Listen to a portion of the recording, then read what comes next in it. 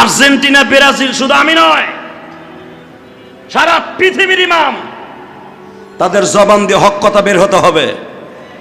এই ব্রাজিল মুসলমানের দখলে ছিল, ইমাম বুখারীর এলাকা, ইমাম মালিকের এলাকা, এটা ইমাম মুহাম্মদ বিন হাম্বলের ব্যবসায়ী প্রতিষ্ঠানে এই ব্রাজিল হাজার হাজার মসজিদ বন্ধ করে রেখেছে এরা। দুই চারটা জাতীয় মসজিদে, যে তোমরা ফেসবুকে দেখো, ইউটিউবে দেখো, এইটা যদি না রাখে তাহলে তার মুসলমান সমর্থন দেবে না, কাতার তাকে সমর্থন দিবে না।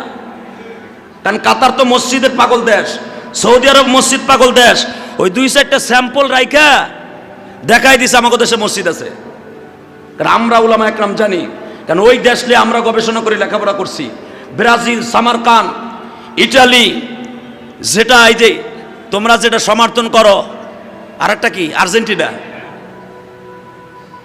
ইতিহাস জানেন আপনারা?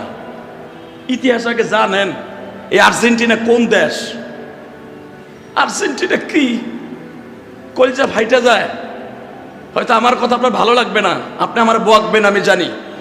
আমি এই কথা বললে আপনি আমার বকা দিবেন, কিন্তু আমাদের কথা সত্য মনে হবে যেদিন কবরে যাবেন।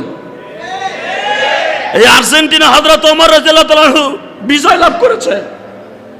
এই আর্জেন্টিনা নদীর পারে ওমর রাদিয়াল্লাহু আনহু, ওমর ইবনে আস আযান দিয়ে এটাতে ফাতেহ করছে। আজ থেকে কয়েকশো বছর আগে এই আর্জেন্টিনা বিজাতিরা নিয়ে গেছে, যেখানে প্রকাশ্যে আল্লাহ বলতে পারে না। এই নিউল মেসি যেটারে বলো, এই যে ম্যারাডোনার দল তোমরা করছো, ম্যারাডোনা না বুঝা করতেছেন। আসলে যদি ইসলাম নিয়ে ঘাটাঘাটি করতেন কোনোদিন করতেন না।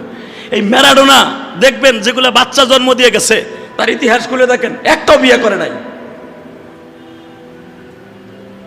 শুধু আপনাদের খেদমত আরজ করি, যেই দেশে বিয়া বলতে কোনো শব্দ নাই, যেই দেশে আল্লাহকে আল্লাহ বলে স্বীকার করতে দেয় না, ওই দেশের সমর্থন কোনো মুসলমান করতে পারে না। আর খেলা দেখতে যাইয়া ফজরের নামাজ কাজা করেন না, খেলা দেখতে যে আসরের নামাজ কাজা করেন না। যেদিন খেলা হয় আসরের রক্ত হইলে তো আসরের নামাজ কাজা, মাগরিবের রক্ত হইলে মাগরিবের নামাজ কাজা। আমার আল্লাহর চাইতে নেইমার আর ব্রাজিলের ভালোবাসা এক নয়, আর্জেন্টিনার ভালোবাসা এক নয়। নামাজ পড়ে আবার খেলা দেখেন, আমি না করি না। আল্লাহ আমাদের সবাইকে কবুল করুক। আসেন তওবা করে আস্তাগফিরুল্লাহ রব্বি মিন কুল্লি জামবে ওয়া আতুবু ইলাইহি লা হাওলা ওয়ালা কুওয়াতা ইল্লা বিল্লাহিল আলিয়্যিল আযীম লা ইলাহা ইল্লাল্লাহু মুহাম্মাদুর রাসূলুল্লাহ সাল্লাল্লাহু আলাইহি ওয়াসাল্লাম। আল্লাহুম্মা আমিন। রব্বানা যালামনা আনফুসানা ওয়া ইল্লাম তাগফির লানা ওয়া তারহামনা লানাকুনান্না মিনাল খাসিরিন। আল্লাহুম্মা ইগফির লানা ওয়া লিওয়ালিদাইনা রব্বিরহামহুমা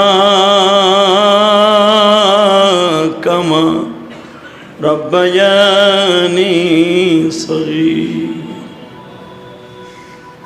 রব্বানা হাব লানা মিন আজওয়াজিনা যুররিয়্যাতিনা কুররাতা আ'য়ুনিন ওয়াজআলনা লিল মুত্তাকিনা ইমামা। রব্বুল আলামিন,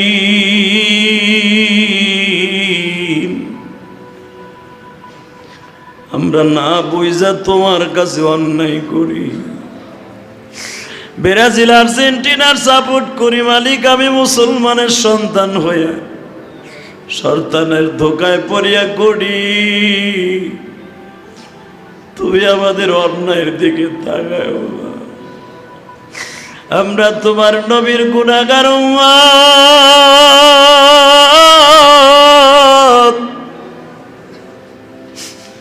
মেহেরবানি করে তুমি আমাদের জীবনের গুনাহ মাফ করে দিও। যাদেরকে নিয়ে হাত তুলেছি আল্লাহ,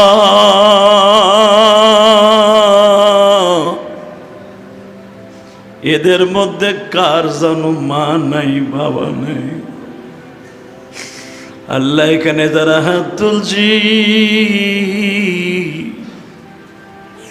শীতের মৌসুমে অনেকের ব্যবসা বাণিজ্য খারাপ, বরকতের জন্য দোয়া চাইছে। আমার ভাইদের যাদের মা নাই, বাবা নাই, তোমার বান্দা বান্দিরা যারা মসজিদ মাদ্রাসায় দান করে দোয়া চাইছে, প্রত্যেকের মা বাবার কবরটা জান্নাতের বাগান বানায় দিও আল্লাহ। লন্ডন থেকে, কানাডা থেকে, ইটালি থেকে কত প্রবাসী ভাইরা দোয়া চাইলো। জুমার দিন আসলেই বৃহস্পতিবার রাতের থেকে আমার ভাইরা টেলিফোন করে আমাকে পাগল বানায় ফেলায়। একটা লোক বিপদে না পড়িয়া দোয়া চায় না। আমরা যারা বাংলাদেশে আছি আমার প্রবাসী ভাইদেরকে বিদেশের বাড়ি ভালো রাখো আল্লাহ। আমার বাংলাদেশটা চলে শুধু বিদেশিদের রেমিটেন্সে।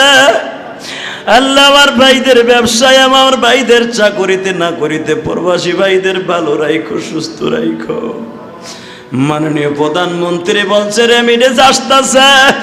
আমার ছোট্ট দেশ বাংলাদেশ, আল্লাহ কোনো বদমাইশের হাত থেকে তুমি আমার বাংলাদেশকে হেফাজত করবা। হয়তো অনেক দেশ দেখতেছে বাংলাদেশের উন্নত দেইখা তাদের চোখের মধ্যে কাটা ফুটতেছে। আল্লাহ বাংলাদেশটাকে সমস্ত বিবাদাবাদ থেকে রক্ষা করে ফেলবা। আল্লাহ অর্থনৈতিকভাবে তুমি চাঙ্গা করে দিবা। সমস্ত বৈদেশিক মুদ্রা দিয়ে আমার বাংলাদেশটাকে হেফাজত করবা আল্লাহ। আল্লাহ খাস করে আমার ভাইরা যারা দোয়া চাইছে, কেউ মসজিদে দিছে, কেউ মাদ্রাসায় দিছে। মানিকগঞ্জ থেকে তোমার এক পাগল দোয়া চাইছে তার বাবার জন্য, মায়ের জন্য, তার সন্তানদের জন্য দোয়া চাইছে, কবুল করে নিবা আল্লাহ। এখানে যারা অসুস্থ আছে তাদের সুস্থ করে দিবা আল্লাহ। সবাইকে আপনি সুস্থ রাখবেন, ভালো রাখবেন। খাস করে এই মসজিদের ইমাম সাহেবের বাবা মা অনেক দিন ধরে অসুস্থ।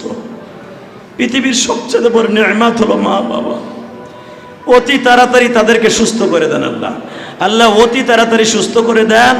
আপনার গাইবী খাজানার থেকে মদত করে আল্লাহ তাদেরকে সুস্থতা দান করেন আল্লাহ। আফিয়াতের সাথে সমস্ত বিপদ থেকে রক্ষা করেন আল্লাহ। তার বাবা মাকে সুস্থ করে দিয়া সন্তানগুলির মনের মধ্যে ইতমিনান পয়দা করে দেন আল্লাহ। সুস্থির নিঃশ্বাস ছাড়ার তৌফিক দেন আল্লাহ। আমরা যারা অসুস্থ আছি সুস্থ বানায় দেন আল্লাহ। ব্যক্তিগত আমি অসুস্থ আল্লাহ, মেহেরবানি করে প্রতিদিন প্রোগ্রাম করতে হয় 2টা 3টা।